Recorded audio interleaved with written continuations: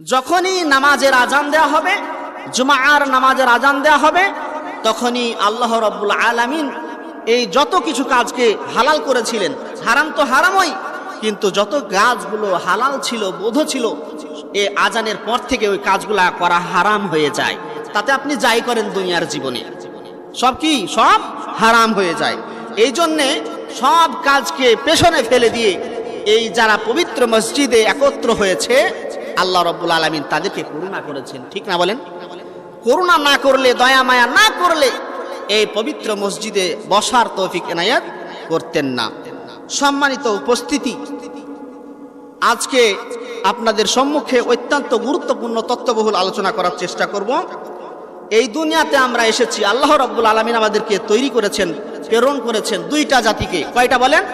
দুইটা জাতিকে সৃষ্টিত করেছেন। প্রাণী অসংখ্য অসংখ্য আল্লাহ রাব্বুল আলামিন প্রাণী সৃষ্টি করেছেন, তার মধ্যে দুইটা হলো জাতি। মেন উদ্দেশ্য হলো তারা দাসত্ব করবে, গোলামি করবে। এর পূর্বে আল্লাহ রাব্বুল আলামিন সৃষ্টি করেছিলেন জিন জাতিকে। কাদেরকে? জিন জাতিদেরকে সৃষ্টি করেছিলেন, দাঙ্গা হাঙ্গামা সৃষ্টি করেছিলেন, তারা রক্তপাত করেছিলেন। তো ফেরেশতারা বলছিল যে আল্লাহ রাব্বুল আলামিন, ওয়া ইয ক্বালা রাব্বুকা লিল মালাইকাতি ইন্নী জাঈলুন ফিল আরদি খলিফা। আল্লাহ রাব্বুল আলামিন বলছেন ফেরেশতাদেরকে উদ্দেশ্য করে, আমি পৃথিবীর বুকে প্রতিনিধি সৃষ্টি করতে চাই। তখন ফেরেশতারা বলতেছে, আপনি এমন কাউকে সৃষ্টি করবেন যে তারা দাসত্ব করবে না, তারা আরো রক্তপাত করবে, মারামারি করবে, হানাহানি করবে, কারণ এর পূর্বেও তো আপনি সৃষ্টি করেছিলেন। আল্লাহ রাব্বুল আলামিন বললেন, আমি যা জানি তোমরা তা জানো না। এই জন্য আল্লাহ পাক রব্বুল আলামিন এই মানুষকে এবং জিন জাতিকে সৃষ্টি করেছেন। উদ্দেশ্য আছে না বলেন? নো স্মোক উইদাউট ফায়ার, কারণ বিনা কার্য হয় না। প্রত্যেকটা কাজের পিছনে উদ্দেশ্য থাকে কিনা বলেন? অবশ্যই থাকে। আল্লাহ রাব্বুল আলামিন মানুষদেরকে এবং জিনদেরকে কেন সৃষ্টি করলেন সহজে আমরা জেনে যাব। আল্লাহ রাব্বুল আলামিন কোরআনে কারীমের ভিতরে জানায়া দিয়েছেন, ওয়া মা খালাকতুল জিন্না ওয়াল ইনসা ইল্লা লিয়াবুদুন। আল্লাহ রাব্বুল আলামিন বলেন, মানুষ এবং জিন জাতিকে আমি কেবলমাত্র শুধুমাত্র সৃষ্টি করেছি যে তারা আমার ইবাদত করবে, বন্দেগী করবে। তার কারণটা হলো যে আমি দুনিয়ার বুকে তাদেরকে প্রেরণ করলাম, তারা দাসত্ব করবে, গোলামি করবে। গোলামি করতে হবে, দাসত্ব করতে হবে একমাত্র আল্লাহ রাব্বুল আলামিনের। আর এই দুনিয়ার জীবনে আমাদেরকে গাফেল করে রেখেছে, সম্পদের পেছনে ছুটতে ছুটতে আমরা একেবারে জীবনকে বিলীন করে দিয়েছি। আল্লাহ রাব্বুল আলামিন পবিত্র কুরআনুল কারীমের ভিতরে জানায়া দিলেন, ইয়া আইয়ুহাল্লাযীনা আমানু লা তুলহিকুম আমওয়ালুকুম ওয়ালা আওলাদুকুম আন যিকরিল্লাহ। আল্লাহ রাব্বুল আলামিন ঈমানদারদেরকে নির্দিষ্ট করে জানায়া দিলেন, ডেফিনেটলি ভাবে জানায়া দিলেন, স্পষ্ট করে জানায়া দিলেন, লা তুলহিকুম, হে ঈমানদারগণ তোমরা শুনে নাও, তোমরা যারা আল্লাহ রাব্বুল আলামিনের উপর বিশ্বাস স্থাপন করেছো, তোমরা ঈমানদার দাবি করো, তোমরা শুনে নাও, তোমাদেরকে যেন গাফেল না করে দেয়, তোমাদেরকে যেন ভুলিয়ে না দেয়। লা তুলহিকুম আমওয়ালুকুম, এই দুনিয়ার সম্পদ, মাল শব্দটি এক বচন, বহু বচনে হলো আমওয়ালুন। এই মাল যেন, দুনিয়ার সম্পদ যেন তোমাদেরকে গাফেল না করে দেয়, তোমাদেরকে আল্লাহ তাআলার জিকির থেকে তোমাদেরকে যেন ভুলিয়ে না রাখে। আন যিকরিল্লাহ, আল্লাহ তাআলার স্মরণ থেকে, আল্লাহ তাআলার জিকির থেকে। ওয়া মান ইয়াফআল যালিকা ফাউলাইকা হুমুল খাসিরুন। আল্লাহ রাব্বুল আলামিন বললেন, আর যারা এই সম্পদের প্রলোভনে পড়ে থেকে, লা তুলহিকুম আমওয়ালুকুম ওয়ালা আওলাদুকুম, সন্তান এবং সম্পদ এই দুইটা হলো আমাদেরকে আল্লাহ তাআলার জিকির থেকে দূরে রেখে দেয়। সম্পদ অর্জন করতে করতে দেখা যায় অনেক প্রাচুর্যের প্রতিযোগিতা আমাদেরকে গাফেল করে রেখে দিয়ে অনেক অট্টালিকা প্রাসাদ তৈরি করেছি। তৈরি করতে করতে আল্লাহ রাব্বুল আলামিনকে ডাকার কোনো আমার সময় নাই। হযরত মুহাম্মদুর রাসূলুল্লাহ সাল্লাল্লাহু আলাইহি ওয়াসাল্লাম কি উহুদ পাহাড়টা সোনা বানিয়ে দেওয়ার জন্য বলেছিলেন, কিন্তু হযরত মুহাম্মদুর রাসূলুল্লাহ সাল্লাল্লাহু আলাইহি ওয়াসাল্লাম ওই উহুদ পাহাড় স্বর্ণ বানায় চান নাই। কারণটা হলো যে সম্পদের পরিচর্যা করতে করতে, সম্পদের সংরক্ষণ করতে করতে আমি আল্লাহ রাব্বুল আমিনকে ভুলে যাব। সুতরাং বেশি সম্পদের প্রয়োজন নাই। আল্লাহ রাব্বুল আমিন আমাকে যা দিয়েছেন তাতেই শুকরিয়া জ্ঞাপন করতে হবে। আল্লাহ রাব্বুল আমিন কোরআনুল কারীমের ভিতরে বলেছেন, ফাখুদ, তোমরা গ্রহণ করো, মা আতাইতুকা কুম মিনাশ শাকিরিন, আমি তোমাকে যা দিয়েছি তা থেকে তুমি আল্লাহ রাব্বুল আমিনের শুকরিয়া জ্ঞাপন করো। আল্লাহ রাব্বুল আমিন আমাদেরকে ধনী দরিদ্র ছোট বড় বিভিন্ন শ্রেণীতে বিভক্ত করে দিয়েছেন। আমরা যে কোনো সিচুয়েশনে থাকি না কেন, যে কোনো পরিস্থিতিতে থাকি না কেন, সকল অবস্থায় শুকরিয়া জ্ঞাপন করব কার? এই জন্য আল্লাহ রাব্বুল আলামিনের শুকরিয়া জ্ঞাপন করতে হবে। আমার মাঝে মধ্যে প্রশ্ন হয়, অনেক মানুষের মাঝে মাঝে প্রশ্ন হয়, আল্লাহ রাব্বুল আলামিন আমাকে যদি আরো কিছুটা সম্পদ দিতেন তাহলে আমি এইটা করতাম, আল্লাহ রাব্বুল আলামিন আমাকে যদি এত টাকা দিতেন তাহলে আমি অমুক করতাম। এরকম চিন্তা বাসনা শয়তান আমাদেরকে প্ররোচনা দেয়, শয়তান আমাদেরকে দারিদ্রতার ভয় দেখায়া দেয়। তাহলে সম্পদ এবং সন্তানের জন্য অনেক কিছু করে না বলেন?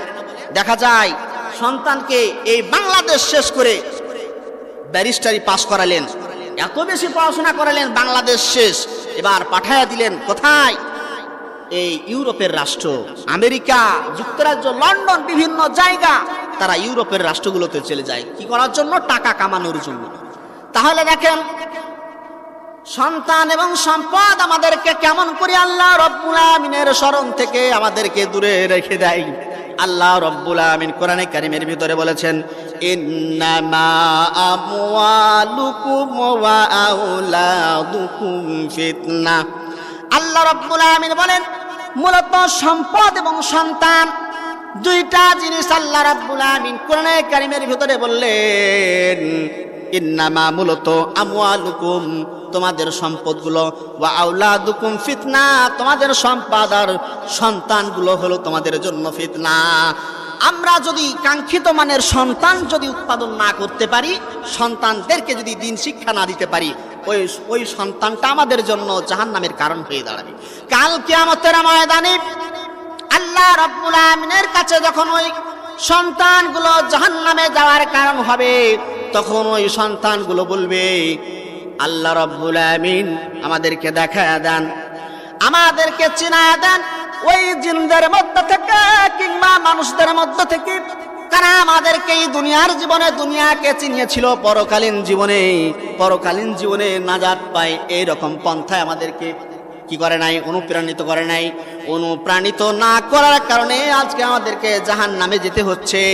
সুতরাং জাহান্নামে যদি যেতেই হয় তাহলে আমাদেরকে ওই সকল জিন, ওই সকল মানুষ, ওই সকল ব্যক্তিদেরকে দেখায়া দেন যারা আমাদেরকে জাহান্নামে যাওয়ার জন্য জান্নাতে যাওয়ার জন্য অনুপ্রাণিত করে নাই। ওই সকল মানুষদেরকে দেখায়া দেন, আমি ওদেরকে পায়ের তলায় পিষে পিষে পায়ের তলায় তাদেরকে পদদলিত করে পরে আমি জাহান্নামে যাব। জাহান্নামে যদি যেতেই হয় তাহলে ওই সকল মানুষ আর ওই সকল জিনদের মধ্য থেকে যারা আমাদেরকে প্ররোচনা দিয়েছিল ওই সকল মানুষদেরকে দেখায়া দেন। সুতরাং আমাদেরকে খেয়াল রাখতে হবে এই সন্তান, এই সম্পদ যেন আমাদেরকে আল্লাহ রাব্বুল আমিনের স্মরণ থেকে যাতে করে গাফেল না করে দেয়। কারণ আর এগুলো যারাই করে ফাউলাইকা হুমুল খাসিরুন, তারাই হলো ক্ষতিগ্রস্তদের মধ্যে অন্তর্ভুক্ত হয়ে যাবে। সুতরাং এই সন্তান আর সম্পদ সব সময় খেয়াল রাখতে হবে আমাদেরকে আল্লাহ রাব্বুল আলামিনের জিকির থেকে গাফেল করে দেয়। এরপরে আল্লাহ রাব্বুল আমিন জানা দিলেন, ওয়া আনফিকু মিম্মা রাযাকনাকুম মিন ক্বাবল আইয়াতিয়া আহাদাকুমুল মাউতু ফায়াকুলা রাব্বি লাউলা আখারতানি ইলা আজালিন করিব ফাআসাদদাকা ওয়া আকুম মিনাস সালিহিন। আল্লাহ রাব্বুল আমিন বলেন, ওয়া আনফিকু, তোমরা ব্যয় করো, মিম্মা রাযাকনাকুম, আমি তোমাদেরকে যে রিজিক দান করেছি, যে পরিস্থিতি তোমাদের রেখেছি তা থেকেই তোমরা কি করো? ব্যয় করো।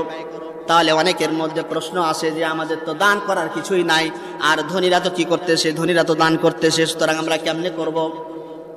আমাদেরকে যতটুকু পরিমাণ আমাদেরকে আল্লাহ রাব্বুল আলামিন দিয়েছেন তা থেকে আমাদেরকে ব্যয় করা দরকার।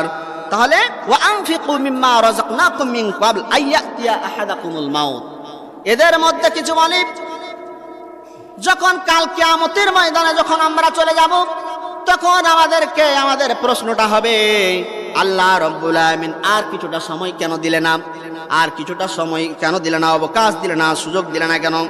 ফাআসাদদাকা, আমি তো দান করতাম, ওয়া আকুম মিনাস সলিহিন, এবং নেককার লোকদের মধ্যে শামিল হয়ে যেতাম।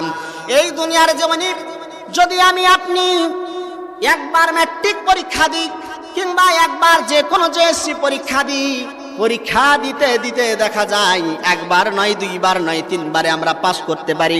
বলেন তো দেখি, এই দুনিয়ার জমিন থেকে কাল কিয়ামতের ময়দানে বিচারের কাঠগড়াই যখন ফেল করে দিব তখন কি দুনিয়ার জমিনে আসতে দিবেন নাকি? এই দুনিয়ার জমিনে আমাদের কাউকে কোনো সময় আসতে দিবে না। এই জন্য পরীক্ষা মাত্র একটাই, আর দুনিয়া মাজরাআতুল আখিরাত, এই দুনিয়ার জীবন হলো আখিরাতের কাল কিয়ামতের ক্ষেতস্বরূপ। আজকে যদি আমরা ভালো ফলাফল করতে চাই, কাল কিয়ামতের ময়দানে যদি ভালো ফলাফল করতে চাই, তাহলে আমাদের সকলকে এই দুনিয়ার জমিনকে প্রাধান্য দিতে হবে, যেন এই দুনিয়ার জমিন কালকে জান্নাতের যাওয়ার জন্য ওসিলা হয়ে দাঁড়ায় যায়। সুতরাং এই সন্তান এবং সম্পদ এটা আমাদেরকে গাফিল করেছে। আলহাকুমুত তাকাসুর হাত্তা যুরতুমুল মাকাবির, তোমাদেরকে গাফিল করে রেখেছে। প্রাচুর্যের প্রতিযোগিতা, সম্পদ আহরণ করতে করতে আল্লাহ রাব্বুল আলামিন আমাদেরকে জানায়া দিচ্ছেন, প্রকাশ করে দিচ্ছেন।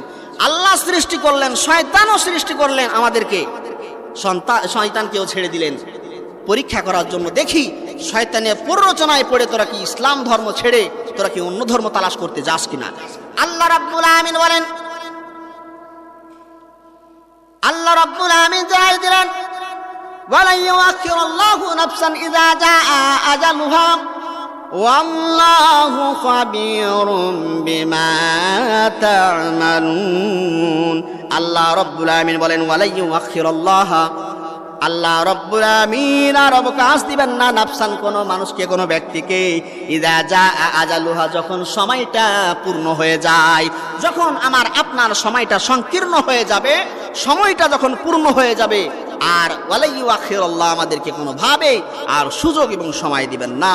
আল্লাহু খাবীরুম বিমা তা'মালুন, আর এই দুনিয়ার জমিনে যত রকম কাজ করি না কেন সমস্ত খবর কে জানেন বলেন? আল্লাহ রাব্বুল আলামিন সমস্ত সব খবরগুলো জানেন। আল্লাহ রাব্বুল আলামিন কোনো কিছুই আমাদের অগোচরে না। আল্লাহ রাব্বুল আলামিন আমাদের শাহরাগের সাথে রয়েছে। আমরা যে কাজ করি না কেন সমস্ত কাজ সম্পর্কে আল্লাহ রাব্বুল আলামিন অবগত আছেন। গোপনে করি আর প্রকাশ্যে করি, যে অবস্থায় যাই করি না কেন কে জানেন? আল্লাহু ইয়ালামু মা তুসিরুনা মা তু'লিনুন, আল্লাহ গোপন হোক আর প্রকাশ্যে হোক সবকিছুই জানেন। আল্লাহ রাব্বুল আলামিন পবিত্র কুরআনুল কারীমের ভিতরে জানায়া দিলেন, আল-ইয়াওমা নাখতিমু আলা আফওয়াহিহিম ওয়া তুকাল্লিমুনা আইদিহিম ওয়া তাশহাদু আরজুলুহুম বিমা কানু ইয়াকসিবুন। আল্লাহ রাব্বুল আলামিন বলেন, কাল কিয়ামতের ময়দানে তোমাদের মুখটারে তালা মেরে দেব, তোমাদের মুখের উপরে একটা আবরণ দিয়ে দিব, আর এই আবরণ যখন দিয়ে দিবে তখন আমাদের কথা বলার সুযোগ থাকবে না।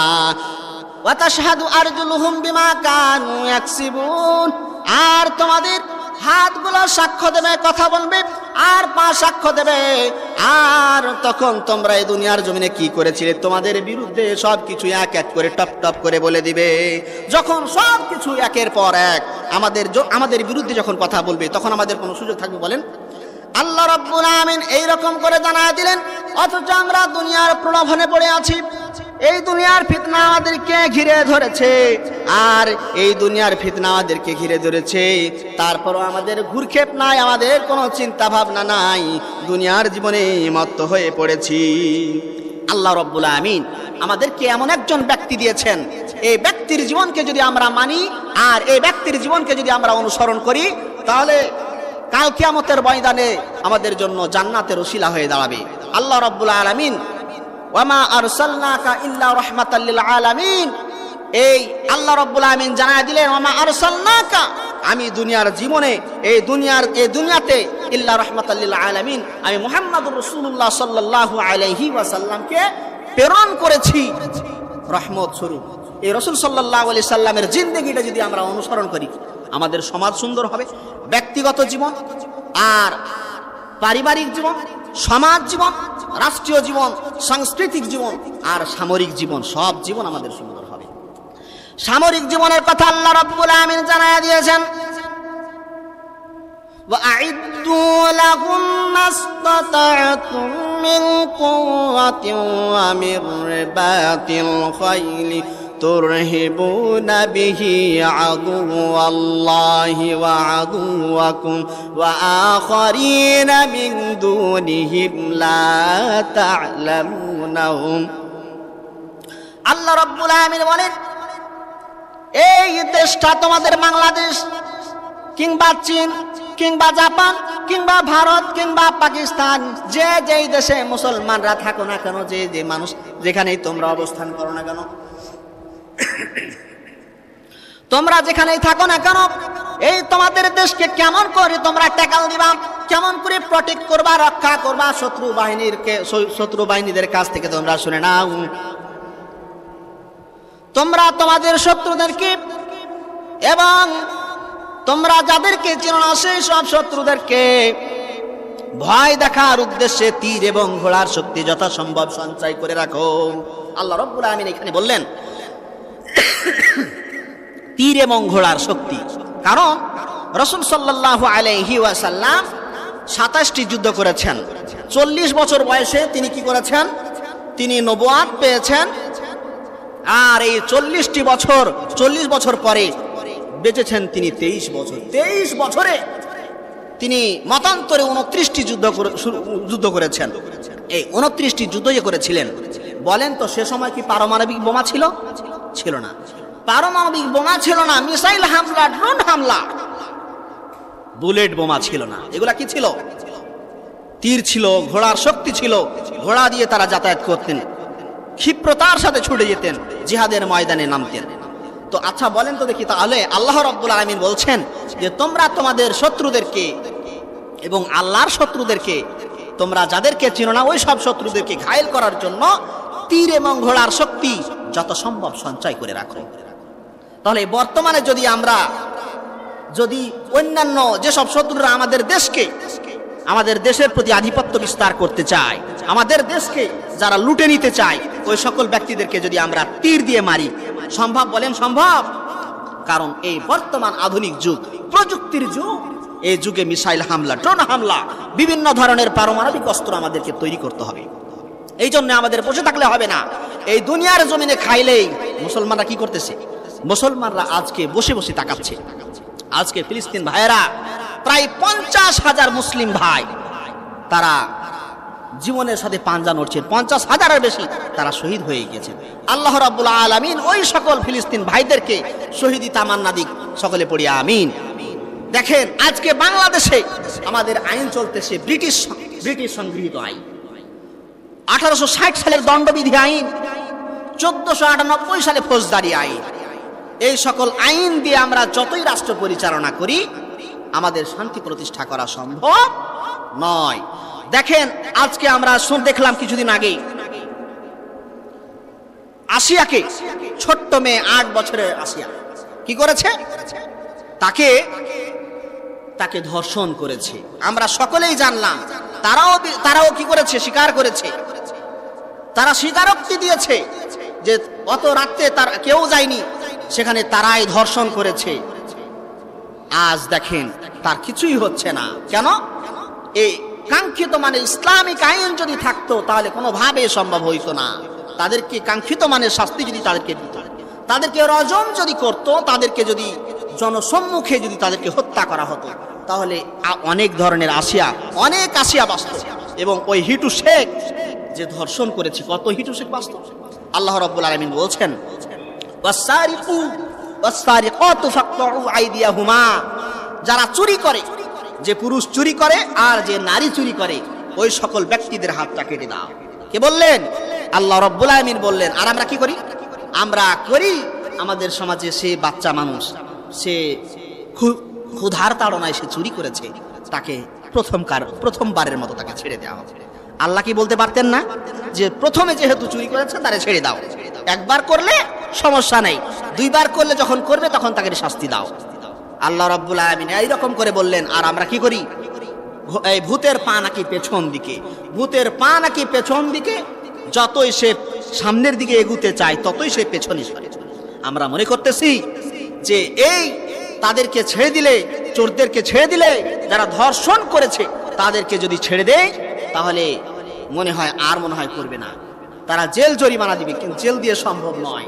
আল্লাহ যে আইন করেছেন, আল্লাহ রাব্বুল আলামিন আমাকে আপনাকে এই দুনিয়ার জমিনে প্রেরণ করেছেন। আচ্ছা বলেন তো দেখি, এমনি কি তৈরি করেছেন? আমাদেরকে যেমন এই দুনিয়াতে প্রেরণ করেছেন, কিতাব দিয়েছেন কোরআন।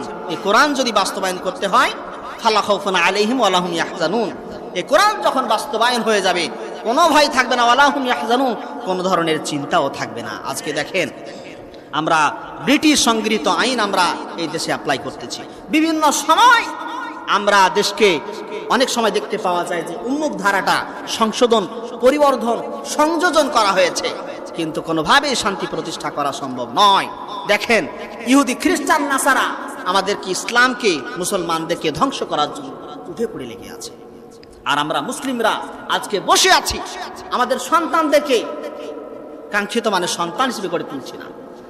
আজকে দেখেন প্রত্যেকটা সন্তান, বাচ্চা, এসব বাচ্চাদেরকে ধ্বংস করছে কিভাবে? দেখেন যে এই অ্যান্ড্রয়েড ফোন তাদের হাতে দিয়ে দিচ্ছি, সব সময় তারা পাবজি, বিভিন্ন ধরনের খেলায় মত্ত হয়ে গিয়েছে।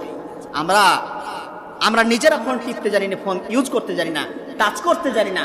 আমাদের সন্তানরা যখন টাচ করতে জানে, বিভিন্ন ধরনের খেলা খেলতে জানে, আমরা খুশি হই যে আমার সন্তান নাকি সে ফোন টিপতে শিখেছে, সে অনেক কিছু করতে পারছে ফোনে।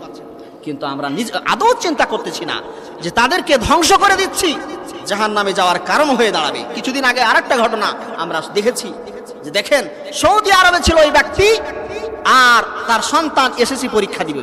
এই যে এসএসসি পরীক্ষা, দাখিল পরীক্ষা দিচ্ছে, ওই সন্তানের কাছ থেকে অ্যান্ড্রয়েড ফোনটা নিয়েছে তার বাবা, কারণ সামনে তার পরীক্ষা। আচ্ছা বলেন তো, তার কাছ থেকে যে ফোনটা নিলেন তার ভালোর জন্য নাকি খারাপের জন্য? ভালোর জন্য নিল। অথচ কি করলো? সে এসএসসি সমমান দাখিল পরীক্ষা দেওয়ার জন্য সে প্রস্তুতি গ্রহণ করবেন, সেই মুহূর্তে তার কাছ থেকে ফোনটা নিল। এর বদলতে ওই ব্যক্তি তার বাবার জীবনটা সে কেড়ে নিল। নামাজ পড়তে এসেছে, তাকে ছুরিকাঘাত করে তাকে হত্যা করে দিয়েছে। কি রেকর্ড হয়ে গেল? কি দেখছেন, কি পরিস্থিতি? আজকের সন্তান, এই সন্তান আমাদের জন্য জাহান্নামে যাওয়ার কারণ হয়ে দাঁড়াবে। কাল কিয়ামতের ময়দানে ওই সন্তানগুলো যখন বলবে যে আমার আব্বাই তো আমাদেরকে এই দ্বীনের পথে পরিচালিত করেন না, আমাদের জেনারেল শিক্ষিত করেছে। আপনি যেই শিক্ষিত করেন না কেন, প্রত্যেকটা মুসলমানের জন্য দ্বীন ইলম অর্জন করা ফরজ। রাসূল সাল্লাল্লাহু আলাইহি ওয়াসাল্লাম জানায় দিয়েছেন, তালাবুল ইলমি ফারিদাতুন আলা কুল্লি মুসলিম, প্রত্যেক মুসলমান নর নারীর জন্য জ্ঞান অর্জন করা ফরজ। এখানে কোনো ধরনের ওজোর এখানে চলবে না। ফরজের বাংলা কোনো শব্দই নেই যা আপনাকে বুঝায়। ওয়াজিব শব্দ হলো আবশ্যক, অবশ্যই করতেই হবে, কিন্তু ফরজের কোনো বাংলা কোনো শব্দ নেই। এই বাংলা শব্দটা হলো, এই বাংলা ভাষাটা হলো সংমিশ্রণ ভাষা, বিভিন্ন ভাষা থেকে সংগ্রহ করে তৈরি করা হয়েছে ভাষা। যেমন এই লুঙ্গি শব্দটা আমরা কথা বলি, এটা হচ্ছে জাপানি শব্দ। এই চকলেট স্প্যানিশদের শব্দ, বিভিন্ন ভাষা থেকে সংগ্রহ করা হয়েছে। আইন, এই শব্দটি হলো আরবি। আদালত, বিভিন্ন শব্দের সমন্বয়ে এই বাংলা ভাষাকে তৈরি করেছে। আর আমরা কি করতেছি? এই সন্তানকে আরবি শিক্ষা দিয়ে তো কোনো চাকরি বাকরি নাই, কোনো বিসিএস এ কোনো প্রশ্ন নাই, সুতরাং আরবি পড়ার দরকার নাই, তুমি কিছুই করে খাইতে পারবে না। এই জন্য দেখেন তুরস্কে, দেখেন প্রত্যেকটা ঘরে ঘরে হাফেজ, প্রত্যেকটা ঘরে ঘরে তারা এটা বাধ্যবাধকতা, তাদের এটা সাধারণ একটা বিষয় হিসেবে নিয়েছে। যেমন আমরা বাংলা, ইংলিশ, আইসিটি এই সাবজেক্টগুলো আমাদের বাধ্যতামূলক অব্লিগেটরি হয়, ঠিক তদ্রূপ ওই দেশের মানুষরা একজন অ্যাজ এ মুসলিম হিসেবে তারা কি করছেন?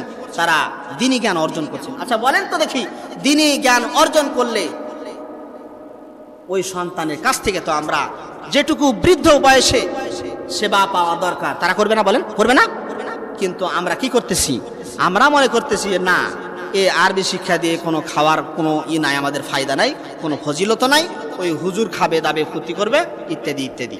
দেখেন আজকে সন্তানরা হুজুররাকে বলে যে হুজুর আজকে সন্তানের ব্যাপার আপনি কিছু কথা বলেন, যাতে সন্তানরা মাদক দ্রব্য ছেড়ে দিয়ে, অ্যান্ড্রয়েড ফোন ছেড়ে দিয়ে বিভিন্ন ধরনের পাবজি, বিভিন্ন ধরনের খেলায় তারা আসক্ত হয়ে গিয়েছে, বিভিন্ন ব্যাড বয়দের সঙ্গে, খারাপ ছেলেদের সঙ্গে মিশে গিয়ে তারা জীবনটা ধ্বংস করে দিচ্ছে। আসুন তাহলে আমরা কথা বলি, আপনারা কথা বলেন, তাহলে দেখা যাচ্ছে যে আমার সন্তানরা, আমাদের দেশের যুবকরা তাহলে এদিকে ইসলামের দিকে আগাবে।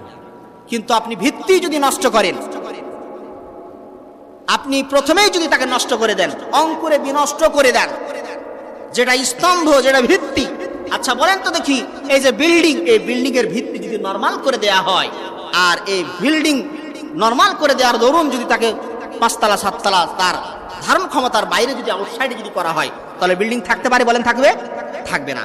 সুতরাং আপনার উচিত হলো আমাদের ভাই বেরাদারদেরকে, আমাদের সন্তানদেরকে দ্বীনি জ্ঞান অর্জন করাতে হবে। কারণ এই দ্বীনি জ্ঞান অর্জন করা সমাজে শান্তি প্রতিষ্ঠা করা সম্ভব নয়।